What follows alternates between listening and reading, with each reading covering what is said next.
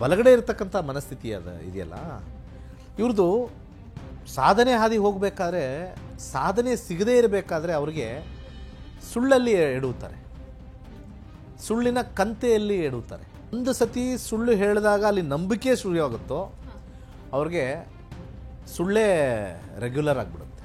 ಹೊಸ ಕಳ್ಳ ಮಾಜಿ ಕಳ್ಳ ಅಂತಂತಾರೆ. ಜನರಿಗೆ ಯಾವಾಗಲೂ ಕೂಡ ಜನ ಮರಳೋ ಜಾತ್ರೆ ಮರಳೋ.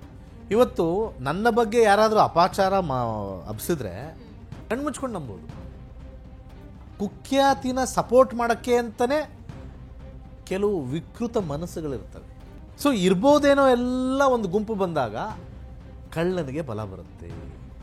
ಇರ್ಬೋದೇನೋ ಅನ್ನೋರು ಬಂದಿರ್ತಾರಲ್ಲೆಲ್ಲ, ಹೌದಾ ಅಂತ ಬಂದಿರಲ್ಲ, ಸತ್ಯ ಅಂತ ಬಂದಿರಲ್ಲ. ಅಲ್ಲಿ ಇರ್ಬೋದೇನೋ ಗುಂಪಿಗೆ ನಾಯಕರಾಗ್ತಾರೆ. ನಾವು ಎಲ್ಲ ಕೇಸ್ಗಳನ್ನು ಹೋರಾಡ್ತೀವಿ ಅಂದರೆ ಅದಕ್ಕೊಂದು ಅರ್ಥ ಇದೆ.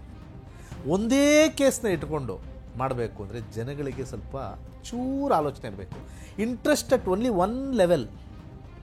ಸತ್ಯ ಹೋರಾಟಗಾರರು ನಿರಂತರವಾಗಿರುತ್ತೆ, ತಾತ್ಕಾಲಿಕವಾಗಿರಲ್ಲ, ಮತ್ತು ಒಂದರ ಬಗ್ಗೆನೇ ಇರಲ್ಲ, ಎಲ್ಲದರ ಬಗ್ಗೆನೂ ಇರುತ್ತೆ. ಇದಕ್ಕೆಲ್ಲ ಮೂಲ ಕಾರಣ ಚಂದ್ರ. ಕೇಳಿದ್ದೂ ಸುಳ್ಳಾಗ್ಬೋದು, ನೋಡಿದ್ದೂ ಸುಳ್ಳಾಗ್ಬೋದು. ನಿಜವಾಗಿ ಪರಾಮರ್ಶೆ ಅನ್ನೋ ಒಂದು ಪದ ಇದೆ. ಅದು ಸತ್ಯ ಆದರೂ ಬಿಚ್ಚಿಡಬೇಕು, ಸುಳ್ಳಾದರೂ ಬಿಚ್ಚಿಡುತ್ತೆ. ಅದಕ್ಕೆ ಶ್ರೀಕೃಷ್ಣ ಪರಮಾತ್ಮ ಹೇಳಿರೋದು ಎಲ್ಲದಕ್ಕೂ ಉತ್ತರ ಕಾಲ.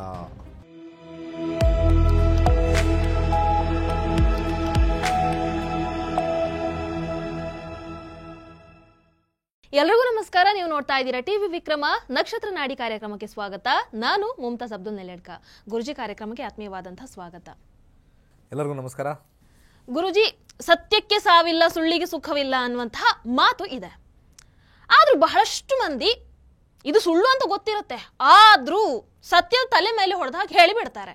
ಈಗ ಇತ್ತೀಚಿನ ಒಂದಷ್ಟು ವಿಚಾರಗಳನ್ನು ನೀವು ಗಮನಿಸ್ತಾ ಇರಬಹುದು ಗುರುಜಿ. ಅಲ್ಲಿ ಸತ್ಯನೇ ಇರಲ್ಲ, ಆದ್ರೂ ಸುಳ್ಳಿನ ಕಥೆಯನ್ನ ಕಟ್ಟಿ ಜನರ ದಿಕ್ಕು ತಪ್ಪಿಸಿ ಸಮಾಜದ ಸ್ವಾಸ್ಥ್ಯವನ್ನ ಕೆಡಿಸ್ತಾ ಇರ್ತಾರೆ. ಆದ್ರೆ ಜನರಿಗೆ ಈ ಒಂದು ಅಭ್ಯಾಸ ಯಾಕೆ ಅಂತಂದ್ರೆ ಅದರಿಂದ ಏನ್ ಸಿಗತ್ತೆ, ಯಾಕೆ ಸುಳ್ಳನ್ನ ಹೇಳ್ತಾರೆ ಅಂತ. ಮೊದಲನೇ ಪಾಯಿಂಟು, ಜೀವನದಲ್ಲಿ ನೊಂದಿರ್ತಾರೆ. ಏನಕ್ಕೆ ನೊಂದಿರ್ತಾರೆ ಅಂತಂದರೆ, ನೊಂದಿರೋದು ಅನೇಕ ವಿಚಾರಗಳಿರುತ್ತೆ. ನಾನು ಲೈಮ್ಲೈಟ್ಗೆ ಬಂದಿಲ್ಲ ಅನ್ನೋದೊಂದು ಪಾಯಿಂಟು. ಕೆಲವ್ರದ್ದು ಮೈಂಡ್ ಏನು ಅಂತಂದರೆ, ಎರಡು ಥರ ಮೈಂಡ್ ಇರುತ್ತೆ. ಸುಮ್ಮನೆ ನಾವು ಒಂದು ಕುಟುಂಬ, ಒಂದು ಸಂಸಾರದಲ್ಲಿರ್ತೀವಿ, ನಾವು ಒಂದು ತುಂಬು ಕುಟುಂಬದಲ್ಲಿ ಇದ್ದು ನಾವು ಸೈಲೆಂಟಾಗಿರ್ತೀವಿ ಅಂತ ಒಂದು ಗುಂಪಿರುತ್ತೆ, ಒಂದು ಮನಸ್ಥಿತಿಯ ಗುಂಪಿರುತ್ತೆ. ಇನ್ನೊಂದು, ನಾನು ಆಚೆ ಹೋಗಬೇಕು, ನನ್ನ ಹೆಸರು ಮಾಡಬೇಕು, ಒಳ್ಳೆ ಇದು ತೊಗೊಂಬರ್ಬೇಕು ಅಂತೆಲ್ಲ ಇನ್ನೊಂದು ಮನಸ್ಥಿತಿ ಇರುತ್ತೆ. ಈ ಬಲಗಡೆ ಇರತಕ್ಕಂಥ ಮನಸ್ಥಿತಿ ಇದೆಯಲ್ಲ, ಇವ್ರದ್ದು ಸಾಧನೆ ಹಾದಿ ಹೋಗಬೇಕಾದ್ರೆ, ಸಾಧನೆ ಸಿಗದೇ ಇರಬೇಕಾದ್ರೆ ಅವ್ರಿಗೆ ಸುಳ್ಳಲ್ಲಿ ಎಡುತ್ತಾರೆ, ಸುಳ್ಳಿನ ಕಂತೆಯಲ್ಲಿ ಎಡುತ್ತಾರೆ. ಯಾವಾಗ ಒಂದು ಸತಿ ಸುಳ್ಳು ಹೇಳಿದಾಗ ಅಲ್ಲಿ ನಂಬಿಕೆ ಶುರುವಾಗುತ್ತೋ ಅವ್ರಿಗೆ ಸುಳ್ಳೇ ರೆಗ್ಯುಲರ್ ಆಗಿಬಿಡುತ್ತೆ ಅಷ್ಟೇ. ಆದ್ರೂ ಮುಂದೆ ಸಿಕ್ಕಾಕೊಳ್ತೀವಿ ಅನ್ನೋಂಥ ಭಯ ಇರಲ್ವಾ ಗುರುಜಿ ಅವರಿಗೆ? ಅವ್ರಿಗೆ 3-4 ಸಕ್ಸಸ್ ಸಿಕ್ಕಿ ಅಲ್ಲಿ ಎಕ್ಸ್ಪೀರಿಯನ್ಸ್ ಆಗಿಬಿಟ್ಟಿರುತ್ತೆ. ಅಂದರೆ ಯಾರೂ ಕೂಡ ಫಸ್ಟ್ ಟೈಮ್ ಸುಳ್ಳು ಹೇಳಿದಾಗ ಸಿಗಾಕೊಳ್ತಾರೆ ಬೇಗ. ಸುಳ್ಳನ್ನು ಹೇಳ್ತಾ ಹೇಳ್ತಾ ಹೇಳ್ತಾ ಬಂದಾಗ ಅನುಭವ ಆಗಿಬಿಟ್ಟಿರುತ್ತೆ. ಸೊ ಅದಕ್ಕೆ ಹೇಳ್ತಾರೆ ಹೊಸ ಕಳ್ಳ ಮಾಜಿ ಕಳ್ಳ ಅಂತಂತಾರೆ. ಅರ್ಥ ಆಯ್ತಲ್ವಾ? ನೀನು ಕಳ್ತನ ಮಾಡಬೇಕು ಅಂದರೆ ಮಾಜಿ ಕಳ್ಳನ ಹತ್ರ ಫಸ್ಟ್ ಪಳಗಬೇಕು. ಈಗ ರೌಡಿಗಳಿರ್ತಾರೆ, ಯಾವಾಗ ಅವನಿಗೆ ಅನುಭವ ಜಾಸ್ತಿ ಆಗುತ್ತೋ ಅವನಿಗೆ ಇನ್ನೊಂದು ಹೆಸರು ಕೊಡ್ತಾರೆ, ಅದೇ ಡಾನ್, ಮೇಹು ಡಾನ್. ಸೊ ಹಾಗೆ ಈ ಲೈಮ್ ಲೈಟ್ ಅನ್ನೋದು ಭಾಳ ಇಂಪಾರ್ಟೆಂಟು. ಯಾವುದೇ ಆಗಲಿ ಲೈಮ್ ಲೈಟ್. ಇವತ್ತು ದೇಶಗಳಲ್ಲಿ ಯುದ್ಧಗಳಾಗೋದು ಅವರ ಆ್ಯಟಿಟ್ಯೂಡು ಮತ್ತು ನಾನು ಅನ್ನೋದು ಬರ್ತಕ್ಕಂಥದ್ದು. ಇದರಿಂದ ಏನು ಸಿಗುತ್ತೆ? ಇವತ್ತಿನ ಇತ್ತೀಚೆಗೆ ನೋಡಿರ್ತಕ್ಕಂಥ ಈ ಧರ್ಮಸ್ಥಳದ ಒಂದು ಕೇಸಲ್ಲಿ ಅಲ್ಲಿ ಬಂದು ಯಾರೋ ಒಬ್ಬರಿಗೆ ಸಮಸ್ಯೆ ಆಗಿದೆ, ಅದು ಒಪ್ಕೊಳ್ಳೋಣ. But that is not only one. ಭಾರತದಲ್ಲೆಲ್ಲ ನೋಡಿದ್ರೆ ಲಕ್ಷಾಂತರ ಸಮಸ್ಯೆ ಆಗಿದೆ. ಕರ್ನಾಟಕದಲ್ಲಿ ನೋಡಿದ್ರೆ 1,000 ಸಮಸ್ಯೆ ಆಗಿದೆ. ಬೆಂಗಳೂರಲ್ಲಿ ಆ ಕ್ಷೇತ್ರದಲ್ಲಿ ನೋಡಿದ್ರೆ ಇರುತ್ತೆ. ಜನರಿಗೆ ಯಾವಾಗಲೂ ಕೂಡ ಜನ ಮರಳೋ ಜಾತ್ರೆ ಮರಳೋ, ಯಾವಾಗಲೂ ಅಷ್ಟೇ. ಇವತ್ತು ನನ್ನ ಬಗ್ಗೆ ಯಾರಾದರೂ ಅಪಾಚಾರ ಹಬ್ಸಿದ್ರೆ ಪೂರ್ವಾಪರ ನನಗೆ ಗೊತ್ತಿತ್ತು, ಕಣ್ಣು ಮುಚ್ಕೊಂಡು ನಂಬಿಡ್ತಾರೆ, ಕಣ್ಣು ಮುಚ್ಕೊಂಡು ನಂಬೋದು. ಹೌದು ಹೌದು. ಇದು ಭಾರತದಲ್ಲಿ ಅತಿ ಹೆಚ್ಚು, ಬೇರೆ ದೇಶದಲ್ಲಿ ಇಲ್ಲ. ಕ್ರೈಮ್ಗಳು ಎಲ್ಲ ದೇಶದಲ್ಲೂ ನಡೆಯುತ್ತೆ. ಎಲ್ಲ ಪ್ರಪಂಚದಾದ್ಯಂತ ನೀವು ಆಫ್ರಿಕಾ ತಗೊಳ್ಳಿ, ಜಪಾನ್ ತಗೊಳ್ಳಿ, ಅಲ್ಲೇನು ಕೊಲೆನೇ ಇಲ್ವಾ? ಹಂಗಾರೆ ಜಪಾನಲ್ಲಿ ಜೈಲೇ ಇಲ್ವಾ? ಅಥವಾ ಅಮೆರಿಕದಲ್ಲಿ ಜೈಲೇ ಇಲ್ವಾ? ಕೆನಡಾದಲ್ಲಿ ಜೈಲೇ ಇಲ್ವಾ? ಎಲ್ಲ ಕಂಟ್ರಿಲೂ ಜೈಲಿದೆ. ಅಂದರೆ ಜೈಲಿದೆ ಅಂತಂದರೆ ಅಲ್ಲಿ ಅಪರಾಧ ನಡೀತಾ ಇದೆ ಅಂತ ಅರ್ಥ. ಇಲ್ಲಿ ಸ್ವಲ್ಪ ಬದಲಾದ ಒಂದು ವಿಚಾರ ಏನು ಅಂತಂದರೆ, ಜನರಿಗೆ ಸ್ವಲ್ಪ ಕುತೂಹಲ ಜಾಸ್ತಿ. ಆ ಕುತೂಹಲದಲ್ಲಿ ಇವರೆಲ್ಲರೂ ಅಟೆನ್ಷನ್ ಗ್ರ್ಯಾಬರ್ಸ್.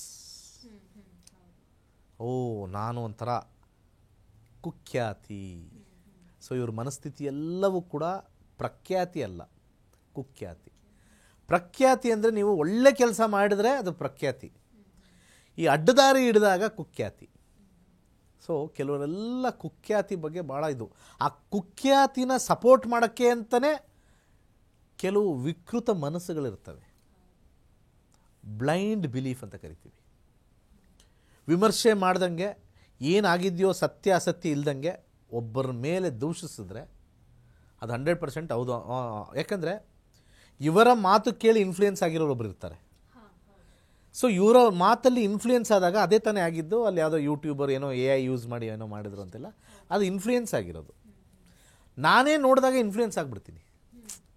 ನಾನೇ ನೋಡಿದಾಗ ಇರ್ಬೋದೇನೋ.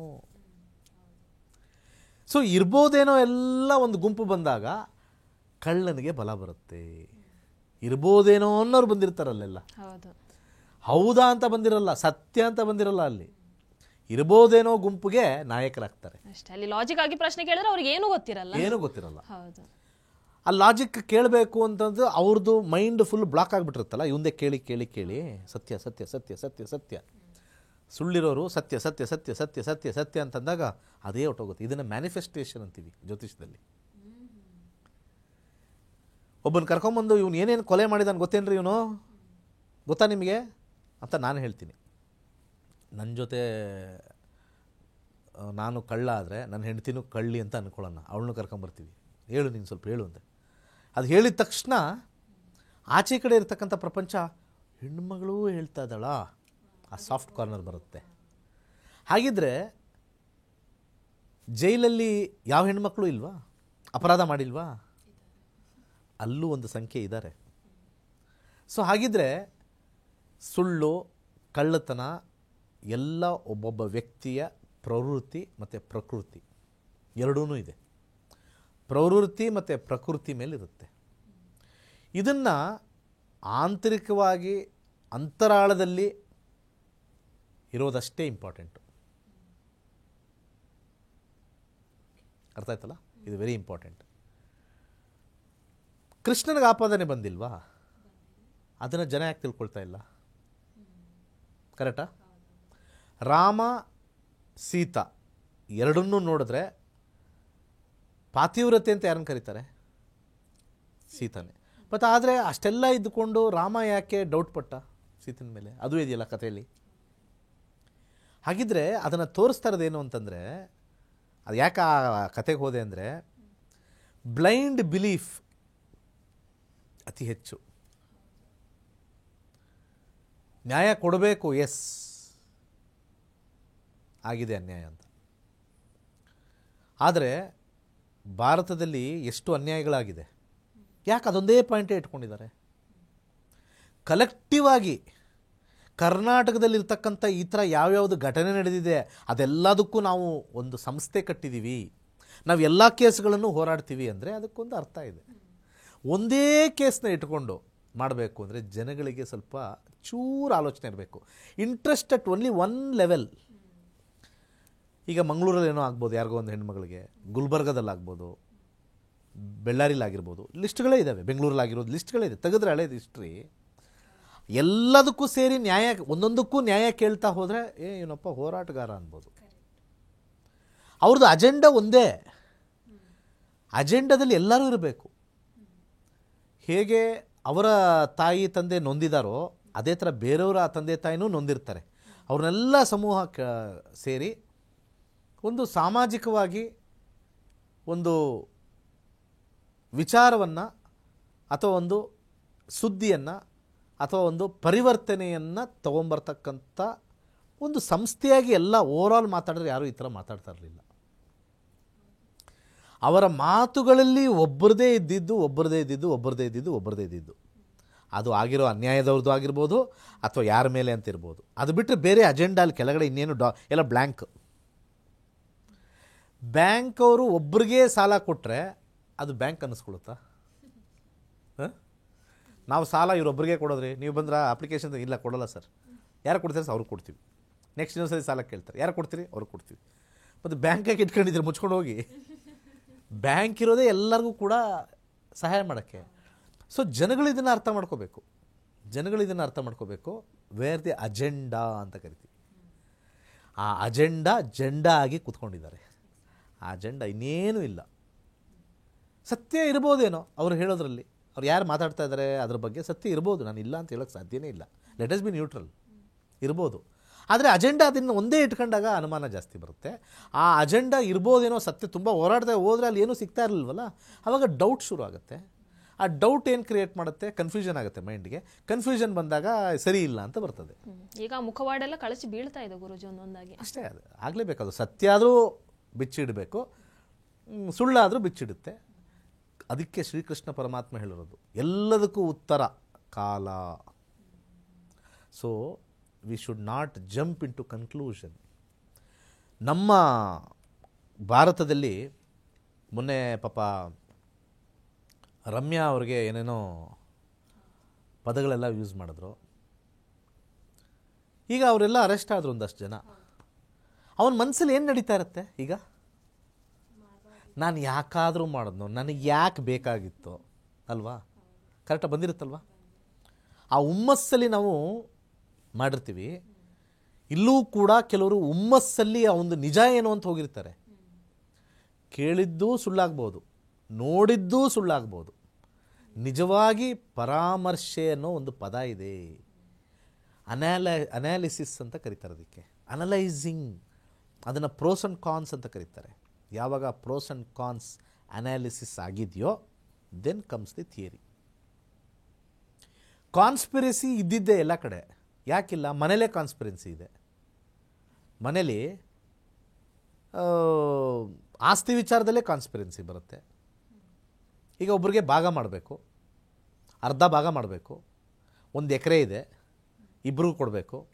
ಈಗ ಅರ್ಧ ಭಾಗ ಮಾಡಿದ್ರೆ ರೋಡ್ ಸೈಡ್ ಒಬ್ರಿಗೆ ಬರುತ್ತೆ, ಆ ಕಡೆ ಸೈಡ್ ಇನ್ನೊಬ್ರಿಗೆ ಬರುತ್ತೆ. ಇದಕ್ಕೇನು ಹೇಳ್ತೀರಾ? ಇದೇನಾದ್ರು ತಂದೆ ತಾಯಿಗಳು ಏನಾದ್ರು ಡಿಸೈಡ್ ಮಾಡಿ ರೋಡ್ ಸೈಡ್ ಕೊಟ್ಟರೆ ಆಹಾ ಫೇವರಬಲ್ಲಾ ಅಂತಾರೆ. ಇನ್ನೊಬ್ರಿಗೆ ಆ ಕಡೆ ಕೊಟ್ಟರೆ ನೋಡ್ದಾ ನನಗೆ ಇಟ್ಟರಲ್ಲಪ್ಪ ಇವರು ಅಂದರೆ ಮನೇಲೂ ಕಾನ್ಸ್ಪಿರಸಿ ಇದೆ. When we have conspiracies starting from home, ಆಚೆ ಕಡೆ ಆಗಲ್ವಾ? ಜೀವನದಲ್ಲಿ ಒಂದು ಧ್ಯೇಯ, ಒಂದು ಕಾರ್ಯ, ಒಂದು ಉದ್ದೇಶ ಇದ್ದರೆ ಈ ರೀತಿ ಅಪಪ್ರಚಾರಗಳು ಮಾಡ್ತಕ್ಕಂಥದ್ದು ಕಮ್ಮಿ ಇರುತ್ತೆ. ಯಾವುದೂ ಇಲ್ಲ, ಧ್ಯೇಯ ಇಲ್ಲ, ಉದ್ದೇಶವಿಲ್ಲ, ಬ್ಯಾಕ್ಗ್ರೌಂಡ್ ಹಿಂದೆ ಇಲ್ಲ, ಮುಂದೆ ಇಲ್ಲ, ಸುಮ್ಮನೆ ನಾನು ಮಾಡ್ತೀನಿ ಅಂತಂದರೆ ಅದಕ್ಕೆ ಅರ್ಥವಿಲ್ಲದವಾಗಿರತಕ್ಕಂಥ ಒಂದು ಬದುಕಾಗತ್ತೆ ಹೊರತು, ನೋಡೋರ ಕಣ್ಣಿಗೆ ನಾಟಕ ಕಾಣಿಸುತ್ತೆ ಹೊರತು ಸತ್ಯ ಇರೋದಿಲ್ಲ. ಸತ್ಯ ಹೋರಾಟಗಾರರು ನಿರಂತರವಾಗಿರುತ್ತೆ, ತಾತ್ಕಾಲಿಕವಾಗಿರಲ್ಲ. ಮತ್ತು ಒಂದ್ರ ಬಗ್ಗೆನೇ ಇರೋಲ್ಲ, ಎಲ್ಲದರ ಬಗ್ಗೆನೂ ಇರುತ್ತೆ. ಸೊ ಇವಾಗ ಕನ್ನಡ ಮಾತಾಡಬೇಕು ಅಂತ ಹೇಳ್ತಾರೆ, ಅದು ಬರೀ ತುಮಕೂರಲ್ಲಿ ಮಾತಾಡಬೇಕು, ಇನ್ನು ಬೇರೆ ಕಡೆ ಇಲ್ಲ ಅಂತ ಅವ್ರು ಹೋದರೆ, ಇಲ್ಲಿ ಬಂದಾಗ ಇಲ್ಲಿ ಯಾರೋ ಮಾತಾಡ್ತಾ ಇದ್ದಾರೆ ಅಂದರೆ, ಇಲ್ಲಿ ಯಾರೋ ಒಬ್ರು ಮಾತಾಡ್ತಾ ಇರ್ತಾರೆ ಹಿಂದಿಯಲ್ಲಿ, ಸ್ವಲ್ಪ ಕನ್ನಡದಲ್ಲಿ ಮಾತಾಡಪ್ಪ ಇಲ್ಲಿದೆಯಾ ಅಂತ ಹೇಳಿದ್ರೆ ಅವನು ಸರ್ವ ಜಾಗದಲ್ಲೂ ಕೂಡ ಅವನು ಹೋರಾಟಗಾರ ಅಂತ ಹೇಳ್ಬೋದು. ನಾನು ತುಮಕೂರಲ್ಲ ಮಾತಾಡ್ತೀನಿ, ಯಾಕಂದ್ರೆ ನಂಗೆ ತುಮಕೂರಲ್ಲಿ ಸೇಫು. ನಾನು ಯಾವನಾರ ಹತ್ರ ಜಗಳ ಹೋದರೆ ಯಾರೂ ನನಗೆ ಹೇಳಲ್ಲ. ಬೆಂಗಳೂರು ನನಗೆ ಯಾರಿಗೂ ಗೊತ್ತಿಲ್ಲ, ಹಾಕೊಂಡು 4 ಗುಮ್ಮಿದ್ರೆ ಕಷ್ಟ, ನಾನು ಇಲ್ಲೇ ಹೇಳಲ್ಲ. ಸೆಲೆಕ್ಟಿವ್ ಅವ್ರನ್ನ ಹೋರಾಡೋನಲ್ಲ, ಅಜೆಂಡಾ ಅಂತ ಕರೀತಾರೆ. It is known as a personal agenda. ಇವೆಲ್ಲರ ಲೈಫಲ್ಲೂ ಇರುತ್ತೆ. ನಾನು ಇದನ್ನು ತೊಗೊಂಡು ಹೇಳ್ತಾ ಇಲ್ಲ, ಜನರಲ್ ಆಗಿ ಇದೆಲ್ಲ ಲೈಫ್. ಇದಕ್ಕೆಲ್ಲ ಮೂಲ ಕಾರಣ ಚಂದ್ರ, ಜ್ಯೋತಿಷದಲ್ಲಿ. ಆ ಚಂದ್ರ ಕರಪ್ಟ್ ಆಗಿದ್ದರೆ ಕರಪ್ಟ್ ಆಗಿಬಿಡುತ್ತೆ. ಇವತ್ತು ಎಷ್ಟು ಜನ ನಾವು ನಾಯಕರಲ್ಲೂ ಕರಪ್ಟ್ ಆಗಿರ್ತಾರೆ. ಮೈಂಡ್ ಕರಪ್ಟ್ ಆದರೆ ಲೈಫ್ ಕರಪ್ಟೆಡ್. ಈಗ ನಾವು ಕಂಪ್ಯೂಟರ್ ಯೂಸ್ ಮಾಡ್ತೀವಿ, ಸ್ಟಕ್ ಆಗಿದೆ ಅಂತಂದರೆ ಏನಾಗಿದೆ, ಸಿಸ್ಟಮ್ ಕರಪ್ಟ್ ಆಗಿದೆ. ಅವಾಗೇನು ಮಾಡ್ತಾರೆ, ಅದನ್ನು ತೊಗೊಂಡೋಗಿ ರಿಪೇರಿಗೆ ಕೊಡ್ತಾರೆ. ಸೊ ಈ ಥರ ಮನಸ್ಥಿತಿ ಇರೋಲ್ಲ, ಸ್ವಲ್ಪ ರಿಪೇರಿಗೆ ಹೋಗ್ಬೇಕಾಗತ್ತೆ. ಆ ರಿಪೇರಿ ಟೈಮು ಇವತ್ತಲ್ಲ ನಾಳೆ ಬರುತ್ತೆ, ಕಾಯಬೇಕಾಗತ್ತೆ. ಸೊ ಬೆಸ್ಟ್ ಏನು ಅಂತಂದರೆ ವಿಮರ್ಶೆ ಮಾಡಿ, ಅನಲೈಸ್ ಮಾಡಿ, ಸತ್ಯ ಯಾವುದು ಸುಳ್ಳು ಯಾವುದು ತಿಳ್ಕೊಳ್ಳಿ, ಅದ್ರ ಮೇಲೆ ಹೋದ್ರೇ ಒಳ್ಳೆಯದು. ಅದೆಲ್ಲ ಬಿಟ್ಬಿಟ್ಟು ನಮ್ಮ ಸನಾತನ ಧರ್ಮ ಉಳಿಬೇಕು, ಅದರಲ್ಲಿ ಏನೋ ಒಂದು ಶಕ್ತಿ ಇದೆ. ಅಲ್ಲ, ಈ ಬ್ರಹ್ಮಾಂಡ 3 ಕೋಟಿಗೆ ಇನ್ನೂ 5 ಸೊನ್ನೆಗಳು ಹಾಕಿದ್ರೆ ಅಷ್ಟು ದೊಡ್ಡದು ಬ್ರಹ್ಮಾಂಡ. ನಮ್ಮ ಒಂದು ಬ್ರಹ್ಮಾಂಡ ಲಕ್ಷ ಬ್ರಹ್ಮಾಂಡ ಇದೆ. ಇದನ್ನೆಲ್ಲ ಮಾಡಿರೋನು ಎಲ್ಲೋ ಕೂತ್ಕೊಂಡಿರ್ತಾನೆ. ಅಲ್ಲಿ ಕೂತಿರೋನು ಈ ಬ್ರಹ್ಮಾಂಡದ ಬಗ್ಗೆ ಏನಾಗ್ತದೆ ಅಂತಲೇ ಗೊತ್ತಿಲ್ಲ. ಮಾಡಿರೋನ ಬಗ್ಗೆ ಹೇಳ್ತಾರೆ, ಅದು ಯಾರಾದರೂ ಹೆಸರಿರಲಿ. ಈ ಬ್ರಹ್ಮಾಂಡ ಇಷ್ಟು ದೊಡ್ಡ ಬ್ರಹ್ಮಾಂಡ ಗೊತ್ತಿಲ್ಲ. ಅದರಲ್ಲಿ ಆ ಬ್ರಹ್ಮಾಂಡದಲ್ಲಿ ಒಂದು ಸಣ್ಣ ಚುಕ್ಕಿ ನಮ್ಮ ಸೂರ್ಯ. ಆ ಸೂರ್ಯನೇ ಎಷ್ಟೋ ದೊಡ್ಡದು ನಮಗೆ. ಅದರಲ್ಲಿ ನಾವು ಸೂರ್ಯನಿಂದ 15 ಕೋಟಿ ಕಿಲೋಮೀಟರ್ ದೂರದಲ್ಲಿ ಕೂತಿದ್ದೀವಿ. ಭೂಮಿ, ಆ ಭೂಮಿಲಿ ಎಷ್ಟೋ ಖಂಡಗಳಿದೆ. ಅದರಲ್ಲಿ ಏಷ್ಯಾ ಖಂಡ ಒಂದು. ಆ ಏಷ್ಯಾ ಖಂಡದಲ್ಲಿ ಎಷ್ಟೋ ರಾಜ್ಯಗಳಿದೆ, ದೇಶಗಳಿದ್ದಾವೆ. ಆ ಎಷ್ಟೋ ದೇಶದಲ್ಲಿ ನಮ್ಮದೊಂದು ದೇಶ, ಆ ಎಷ್ಟೋ ಒಂದು ದೇಶದಲ್ಲಿ ನಮ್ಮಿರ್ತಕ್ಕಂಥ ಒಂದು ದೇಶದಲ್ಲಿ ಒಂದು ರಾಜ್ಯ, ಆ ರಾಜ್ಯದಲ್ಲಿ ಒಂದು ಸಿಟಿ, ಆ ಸಿಟಿಲಿ ಒಂದು ಕ್ಷೇತ್ರ, ಆ ಕ್ಷೇತ್ರದಲ್ಲಿ ಒಂದು ದೇವರು. ದೇವರಿಲ್ವಾ? ಅವನೇನು ಮಾಡ್ತಾನೆ ಅಂತ ಹೇಳೋಕ್ಕೆ ನಮ್ಮ ಕೂಗು ಅಲ್ಲಿ ಮುಟ್ಟಕ್ಕಾಗಲ್ಲ. ಆದರೆ ಅಲ್ಲೊಂದು ರಿಜಿಸ್ಟರ್ ಇರ್ತದೆ, ಅಲ್ಲಿ ಬರ್ತೋಗಿ ನೀನು ಆಮೇಲೆ ವಿಚಾರಿಸ್ಕೊತೀನಿ ಅಂತ. ಅದನ್ನೇ ಕರ್ಮ ಅಂತ ಕರೀತಾರೆ. ಇದನ್ನೆಲ್ಲರೂ ಥಿಂಕ್ ಮಾಡಬೇಕು. ದೇವ್ರೇನು ಮಾಡ್ತಾನೆ? ದೇವರೇ ಇಲ್ಲ. ಓಕೆ, ನನಗೆ ಈಗ ಸ್ವಲ್ಪ ಟೈಮ್ ಇಲ್ಲ, I will come back to you. ಇವ್ರದ್ದು ರಿಜಿಸ್ಟರ್ ಮಾಡ್ಕೊಳ್ಳಿ. ಪೊಲೀಸರು ಸಿಕ್ಕಾಪಟ್ಟೆ ಬ್ಯುಸಿಯಾಗಿರ್ತಾರೆ. ಯಾರೋ ಕಂಪ್ಲೇಂಟ್ ತೊಗೊಂಡು, ಸರ್ ಇವನೇನೋ ಇದು ಮಾಡಿಬಿಡುತ್ತೆ ಅಂತ ಕಳ್ತನ ಮಾಡಿದ್ದಾನೆ. ಹೌದಾ, ಸ್ವಲ್ಪ ಇಂಪಾರ್ಟೆಂಟ್ ಕೆಲಸ ಇದೆ, ಅವನಿಗೆ ಕಂಪ್ಲೇಂಟ್ ತಗೊಂಡಿರು, ಆಮೇಲೆ ಬಂದು ವಿಚಾರಿಸ್ಕೊತೀನಿ. ಅಲ್ಲಿವರೆಗೂ ಟೈಮ್ ಅವನಿಗೆ. ಆಮೇಲೆ ಬರ್ತಾನೆ, ಏನಪ್ಪ ಅವ್ನು ಯಾರೋ ಬಂದಿದ್ದಲ್ಲ ಅಂತ. ಇಲ್ಲ ಸರ್, ಸಾರಿ ಕೇಳ್ದಾಗ ಹೋಗ್ಬಿಟ್ಟ. ಸರಿ ಹೋಗ್ಲಿ ಬಿಡು. ಇಲ್ಲ ಸರ್, ಹಂಗೆ ಕಿತಾಪತಿ ಮಾಡ್ತೀನಿ ತಡಿ. ಸೊ ಈ ಟೈಮ್ ಲೈನ್ಸ್ ಇದೆಯಲ್ಲ, ಇದನ್ನೇ ಕರ್ಮ ಟೈಮ್ಸ್ ಅಂತ ಕರೀತಾರೆ. ಕರ್ಮ ಮಾಡಿದಾಗ್ಲೂ ಕೆಲವು ಟೈಮ್ಸ್ ಇರುತ್ತೆ ಹೋಗೋಕ್ಕೆ, ರಿಪೋರ್ಟ್ ಆಗೋಕ್ಕೆ. ಆ ಟೈಮಲ್ಲಿ ಕರೆಕ್ಷನ್ ಮಾಡಿಕೊಂಡ್ರೆ ಏನೂ ಆಗೋಲ್ಲ. ಆ ಟೈಮಲ್ಲಿ ಕರೆಕ್ಷನ್ ಮಾಡಿದವ್ರದ್ದೆಲ್ಲ ರಿವರ್ಸ್ ಹೊಡೆದಿದೆ. ಇದು ಬೇಕಾದ್ರೆ ಎಲ್ಲರದ್ದು ತಿಳ್ಕೊಳ್ಳಿ. ಯಾರ್ಯಾರು ನೆಗೆಟಿವ್ ಮಾಡಿರ್ತಾರೆ ಲೈಫಲ್ಲಿ, ಆ ಒಂದು ಕರ್ಮ ಟೈಮಲ್ಲಿ ಸ್ವಲ್ಪ ಟೈಮ್ ಇರುತ್ತೆ. ಕರೆಕ್ಷನ್ ಮಾಡ್ಕೊಂಡಿಲ್ವೋ ರಿವರ್ಸ್ ಬಂದಿದೆ. ಇದು ಜಗದ ನಿಯಮ. ಇದು ನಾನು ಮಾಡಿದ್ರು ಅಷ್ಟೇ, ನೀವು ಮಾಡಿದ್ರು ಅಷ್ಟೇ, ಯಾರು ಮಾಡಿದ್ರು ಅಷ್ಟೇ. It is all time bound. ಅದಕ್ಕೆ ಕೃಷ್ಣ ಪರಮಾತ್ಮ ಭಗವದ್ಗೀತೆಯಲ್ಲಿ ಕ್ಲಿಯರಾಗಿ ಹೇಳಿದ್ದಾರೆ, ನಿನ್ನ ಕರ್ಮ ನೀನು ಮಾಡು ಅಷ್ಟೇ, ಫಲಾಫಲಗಳು ನನಗೆ ಬಿಡು. Don't judge anybody, don't become judgemental. ಅವ್ನು ಹೇಳಿದ ಸರಿ, ಇವನು ಹೇಳಿದ ಸರಿ, ನೀನಿದ್ಯಾ ಅಲ್ಲಿ, ನೀನು ನೋಡಿದ್ಯಾ, ನೀನು ಕಣ್ಣಾರೆ ನೋಡಿದ್ಯಾ, ನೀನು ಅದರ ಇನ್ವಾಲ್ವ್ ಆದ್ಯಾ, ಇದು ಇಂಪಾರ್ಟೆಂಟು. ಸೊ ಫೈನಲಿ 2 ವಿಚಾರ ಒಬ್ಬ ಮನುಷ್ಯ ತಿಳ್ಕೋಬೇಕು. ಇಬ್ಬರಿಗೆ ಮಾತ್ರ ನೀವು ಒಳ್ಳೆಯವರಾಗಿರ್ಬೇಕಂತೆ, ಕರೆಕ್ಟಾಗಿ ಆನ್ಸರ್ ಕೊಡಬೇಕಂತೆ. ಒಂದು ನಿಮ್ಮ ಹೃದಯದಲ್ಲಿರ್ತಕ್ಕಂಥ ಆತ್ಮಸಾಕ್ಷಿಗೆ, ಇನ್ನೊಂದು ನೀವು ನಂಬಿರ್ತಕ್ಕಂಥ ದೇವರಿಗೆ. ಇವರಿಬ್ಬರಿಗೆ ಹೇಳಿದ್ರೆ ಸಾಕು. ಹೆಂಡ್ತಿಗೂ ಬೇಡ, ತಾಯಿಗೂ ಬೇಡ, ತಂದೆಗೂ ಬೇಡ, ಫ್ರೆಂಡ್ಸ್ಗೂ ಬೇಕಾ. ನಿಮ್ಮ ಮನಸ್ಸಿಗೆ ನೀವು ಕರೆಕ್ಟಾ ಅಂತ ಹೇಳ್ಕೊಂಡ್ರೆ ಸಾಕು. ಅದು ಬಿಟ್ಟು ಇನ್ಯಾರಿಗಾರು ಹೇಳ್ಕೊಬೇಕು, 2ನೇದು ಆಪ್ಷನ್ ಕೊಟ್ಟು ಅಂದರೆ ಅಲ್ಲಿ ಮೇಲಿರ್ತಕ್ಕಂಥ ಕಾಣದೇ ಇರತಕ್ಕಂಥ ದೇವ್ರಿಗೆ. ದೇವರೇ ಯಾರು ಅಂತ ಗೊತ್ತಿಲ್ಲ, ನೀನು ನಂಬಿದ್ದೀನಿ, ಹಿಂಗಿದೆ ಅಷ್ಟೇ. The inner sense guides us. So ಇಷ್ಟೇ ನನ್ನ ವಿಚಾರ. ಧನ್ಯವಾದಗಳು ಗುರುಜಿ. ಯಾರೋ ಒಬ್ರು ಬಂದು ವಿಚಾರವನ್ನು ತಿಳಿಸ್ತಾರೆ, ಅಥವಾ ಯಾವುದೋ ಒಂದು ವಿಡಿಯೋವನ್ನು ಹಿಡ್ಕೊಂಡು ಬಂದು ಹಂಗಾಗಿದೆ ಹಿಂಗಾಗಿದೆ ಏನೋ ಹೇಳ್ತಾರೆ ಅಂತಂದಾಗ ಅದನ್ನ ಕಣ್ಣು ಮುಚ್ಚಿ ನಂಬೋ ಬದಲು ಒಂದಷ್ಟು ವಿಮರ್ಶೆಯನ್ನ ಮಾಡಿ, ಒಂದು ಸ್ವಲ್ಪ ಆಲೋಚನೆ ಮಾಡಿ, ಒಂದು ಸ್ವಲ್ಪ ಲಾಜಿಕ್ ಆಗಿ ಥಿಂಕ್ ಮಾಡಿ, ಯಾವುದೇ ವಿಚಾರ ಆಗಿರಬಹುದು, ಒಂದು ಪರ್ಟಿಕ್ಯುಲರ್ ವಿಚಾರ ಅಂತಲ್ಲ, ಯಾವುದೇ ವಿಚಾರ ಆಗಿರಬಹುದು, ಯಾರೇ ಏನೇ ಬಂದು ಹೇಳಿದ್ರು ಕೂಡ ಅದನ್ನ ಕಣ್ಣು ಮುಚ್ಚಿ ನಂಬುವಂಥದ್ದಲ್ಲ, ಒಂದು ಸ್ವಲ್ಪ ಯೋಚನೆ ಮಾಡಬೇಕು. ಆಮೇಲೆ ಅನ್ಯಾಯ ಆಗ್ತಾ ಇದೆ ಅಂತಂದ್ರೆ ಅದು ಬಹಳ ದೂರ ನಡೆಯಲ್ಲ. ಎಲ್ಲದಕ್ಕೂ ಕೂಡ ಕಾಲ ಅನ್ನುವಂಥದ್ದಿದೆ. ಕಾಲ ಎಲ್ಲದಕ್ಕೂ ಕೂಡ ಉತ್ತರವನ್ನು ಕೊಡುತ್ತೆ ಅಂತ ಹೇಳ್ತಾ ನೋಡ್ತಾ ಇರಿ ಟಿವಿ ವಿಕ್ರಮ ನಕ್ಷತ್ರ ನಾಡಿ ಕಾರ್ಯಕ್ರಮ. ನಮಸ್ಕಾರ. ನಮಸ್ಕಾರ. ವೈಜ್ಞಾನಿಕ ತಂತ್ರಜ್ಞಾನವನ್ನು ಒಳಗೊಂಡಿರುವ ನಕ್ಷತ್ರ ನಾಡಿ ಜ್ಯೋತಿಷ ತರಗತಿಗಳಿಗೆ ಸುಸ್ವಾಗತ. ಈ ತರಗತಿಗಳಲ್ಲಿ ಗುರುಜಿಯವರು ಕಲಿಸಿಕೊಡಲಿರುವ ವಿಚಾರಗಳೇನೆಂದರೆ, ನಮ್ಮ ಬ್ರಹ್ಮಾಂಡದ ಸೃಷ್ಟಿ, ವಿಷ್ಣುವಿನ ದಶಾವತಾರಗಳಲ್ಲಿ ವೈಜ್ಞಾನಿಕ ಆಧಾರ, 4 ಯುಗಗಳು, ಉತ್ತರ ಧ್ರುವದ ಪ್ರಾಮುಖ್ಯತೆ, ನಕ್ಷತ್ರಗಳು, ರಾಶಿಗಳು, ರಾಹು ಮತ್ತು ಕೇತು ಪುರಾಣ, ರಾಶಿ ಚಕ್ರದಲ್ಲಿ 27 ನಕ್ಷತ್ರಗಳ ಸ್ಥಾನ, ರಾಶಿ ಚಕ್ರದ ಡಿಗ್ರಿ ಲೆಕ್ಕಾಚಾರ, ನಕ್ಷತ್ರದ 108 ಪಾದಗಳು, ದಶಾ ಲೆಕ್ಕಾಚಾರ, ರಾಶಿ ಚಕ್ರದ ಗುಣಲಕ್ಷಣಗಳು, ಲಗ್ನದ ಪ್ರಾಮುಖ್ಯತೆ, ಲಗ್ನ ಲೆಕ್ಕಾಚಾರ, ದಿನದಲ್ಲಿ ಲಗ್ನವನ್ನು ಕಂಡುಹಿಡಿಯುವ ಸರಳ ಲೆಕ್ಕಾಚಾರ, ಲಗ್ನದಿಂದ ವಿವಿಧ ಮನೆಗಳಿನ ಗ್ರಹಗಳು, ನಕ್ಷತ್ರ ನಾಡಿ ತತ್ವಗಳು, ಗ್ರಹಾಧಿಪತಿ, ನಕ್ಷತ್ರಾಧಿಪತಿ, ಉಪನಕ್ಷತ್ರಾಧಿಪತಿ ಲೆಕ್ಕಾಚಾರ, ಪ್ರಶ್ನಾಶಾಸ್ತ್ರದ 249 ವಿಭಾಗಗಳ ಲೆಕ್ಕಾಚಾರ, ವಿಶ್ಲೇಷಣೆಯಲ್ಲಿ ದಶ, ಭುಕ್ತಿ, ಅಂತರ್ಭುಕ್ತಿಯ ಅರ್ಥ, ಜಾತಕದಲ್ಲಿ ಶಿಕ್ಷಣಕ್ಕೆ ಆಯ್ದುಕೊಳ್ಳಬಹುದಾದ ಕೋರ್ಸ್, ಉದ್ಯೋಗ ಅಥವಾ ವ್ಯವಹಾರದಲ್ಲಿ ಕ್ಷೇತ್ರದ ಆಯ್ಕೆ, ಯಶಸ್ಸಿನ ಲೆಕ್ಕಾಚಾರ, ಮದುವೆ ವಿಚಾರದಲ್ಲಿ ಸಂಯೋಗಗಳು, ತೊಂದರೆಗಳು, ಸಂತಾನದಲ್ಲಿ ತೊಂದರೆಗಳು, ವಿಳಂಬವಾಗುವುದು, ಆಸ್ತಿ ಅಥವಾ ವಾಹನ ಖರೀದಿಯಲ್ಲಿ ಸಮಯವನ್ನು ತಿಳಿಯುವುದು, ಆರೋಗ್ಯ ವಿಚಾರಗಳಲ್ಲಿ ಶುಭ ಅಶುಭ ಸಮಯದ ಲೆಕ್ಕಾಚಾರ, ಆರೋಗ್ಯ ಸಮಸ್ಯೆಗಳು ಉಂಟಾಗುವ ಸಮಯ ಮುಂತಾದ ವಿಚಾರಗಳ 3 ಹಂತದಲ್ಲಿ ಶುಭ ಅಶುಭ ಸಂಯೋಗಗಳ ವಿಭಜನೆ, ಪವರ್ ಪೊಸಿಷನ್, ಪುಷ್ ಪುಲ್ ಸಿದ್ಧಾಂತ, ಗೋಚಾರದ ವಿಶ್ಲೇಷಣೆ, ಆಯ್ದ ಸೆಲೆಬ್ರಿಟಿ ಜಾತಕಗಳ ವಿಶ್ಲೇಷಣೆ, ಪರಿಹಾರಗಳು, ರತ್ನಗಳು, ರುದ್ರಾಕ್ಷಿ, ಮಂತ್ರ, ಕಲರ್ ಥೆರಪಿ, ದಾನದ ಪರಿಕಲ್ಪನೆ, ಇನ್ನು ಅನೇಕ ವಿಚಾರಗಳ ಬಗ್ಗೆ ಅತ್ಯಂತ ಸರಳವಾಗಿ ಗುರೂಜಿಯವರು ತರಗತಿಯಲ್ಲಿ ತಿಳಿಸಿಕೊಡುತ್ತಿದ್ದಾರೆ. ಈ ತರಗತಿ ಜೊತೆಗೆ ಅತ್ಯಾಧುನಿಕ ತಂತ್ರಜ್ಞಾನದಿಂದ ಬಳಕೆಯಲ್ಲಿರುವ ಗೋಲ್ಡ್ ಟ್ರೀ ಆಸ್ಟ್ರೋ ಆ್ಯಪ್ ಮೂಲಕ ಜಾತಕವನ್ನು ಪರಿಶೀಲಿಸುವ ಸುಲಭವಾದ ತಂತ್ರಗಳು ಗುರೂಜಿಯವರು ತಿಳಿಸಿಕೊಡುತ್ತಾರೆ. ಜೀವನಕ್ಕೆ ಅಗತ್ಯವಾಗಿರುವ ವಿಚಾರಗಳನ್ನು ತಿಳಿಯಲು ಇಂದೇ ನಕ್ಷತ್ರ ನಾಡಿ ತರಗತಿಯನ್ನು ಸೇರಿ. ನಿಮ್ಮ ಜೀವನದ ವಿಚಾರಗಳಿಗೆ ಮಾರ್ಗದರ್ಶಿಯಾಗಿರುವ ಜ್ಯೋತಿಷ್ಯವನ್ನು ಅಳವಡಿಸಿಕೊಳ್ಳಿ. ಹೆಚ್ಚಿನ ಮಾಹಿತಿಗೆ ಇಂದೇ ನಮ್ಮ ನಕ್ಷತ್ರ ನಾಡಿಯನ್ನು ಸಂಪರ್ಕಿಸಿ. ಧನ್ಯವಾದಗಳು.